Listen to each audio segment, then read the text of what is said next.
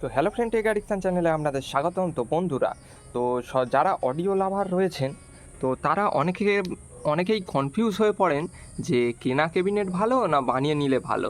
তো বন্ধুরা, আমার উত্তর হবে আপনাদের পারপাস বা নিড অনুযায়ী আপনাদের ক্যাবিনেট কিনতে হবে বা বানাতে হবে, সেটি নির্ধারণ করতে হবে। যদি আপনাদের শুধু শখ পূরণের জন্য যদি ক্যাবিনেট বা স্পিকার বক্স বানান, তো আমার মতে কিনে নেওয়াই ভালো হবে। কেন ভালো হবে বন্ধুরা? ভালোর কোনো বন্ধুরা সত্যি কথা বলতে কোনো শেষ নেই।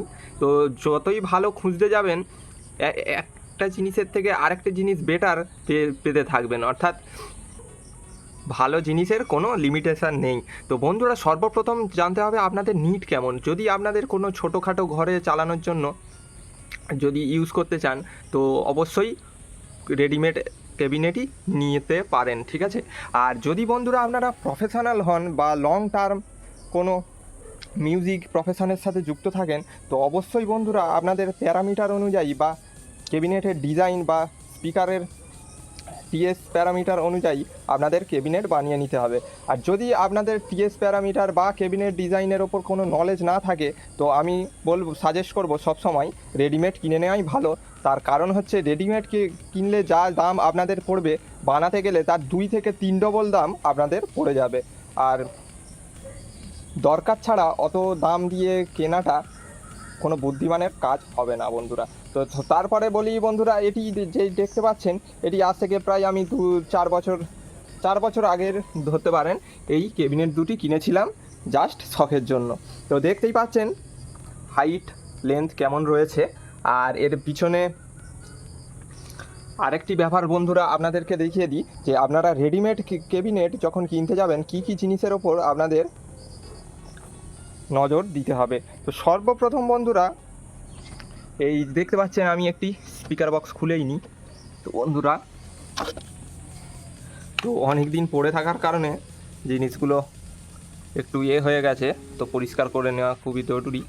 তো বন্ধুরা, সর্বপ্রথম আপনাদের দেখতে হবে এটি এমডিএফ না প্লাইউডের বানানো। তো দেখতে পাচ্ছেন এটি পিওর এমডিএফের বানানো বন্ধুরা। এই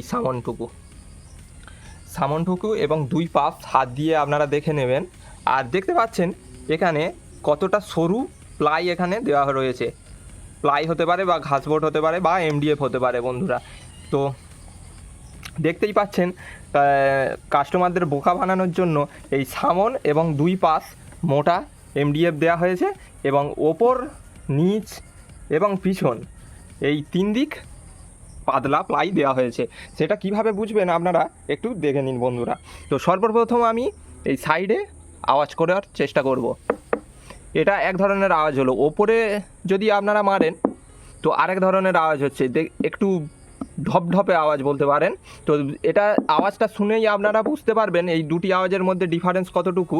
আর যত পাতলা হবে আওয়াজটা একটু অন্য রকমের হবে। তো দেখতে পাচ্ছেন কেমন আওয়াজ। আর পিছনেও বন্ধুরা একদম ঢপঢপে আওয়াজ। আর সাইডে দেখতে পাচ্ছেন আরও হার্ড আওয়াজ আপনারা পেয়ে থাকবেন। তো বন্ধুরা, এই দেখেই আপনারা রেডিমেড ক্যাবিনেট আপনারা কিনবেন। আর বন্ধুরা, সর্বপ্রথম দেখতে হবে আপনাদের বাজেট কেমন বা আপনারা কী পারপাসে ইউজ করবেন, তো সেরম হিসেবেই আপনারা ক্যাবিনেট কিনে থাকবেন। তো সর্বশেষ যদি কনক্লিউশনে আসা যায় বন্ধুরা, শখের জন্য আপনারা রেডিমেড ক্যাবিনেটই কিনবেন। আর বন্ধুরা, বাড়িতে ইউজ করার জন্য নর্মাল পারপাসে 8 ইঞ্চির থেকে বেশি ইঞ্চি আমার প্রয়োজন বলে মনে হয় না। তো তাও অনেকের শখ রয়েছে বা বেশি বেস বা পাঞ্চি বেস শুনতে পছন্দ করেন, তো তারাও 10 ইঞ্চি 12 ইঞ্চির স্পিকারও বাড়িতে বাজিয়ে থাকেন। তো জানি না বাড়ির লোক কীভাবে সহ্য করে, তো সেটি বাদ দিলাম। বন্ধুরা, এই হলো আজকের ভিডিও। তো ভিডিওটি ভালো লেগে থাকলে অবশ্যই একটি লাইক দেবেন এবং চ্যানেলটি সাবস্ক্রাইব করে সাথে থাকবেন।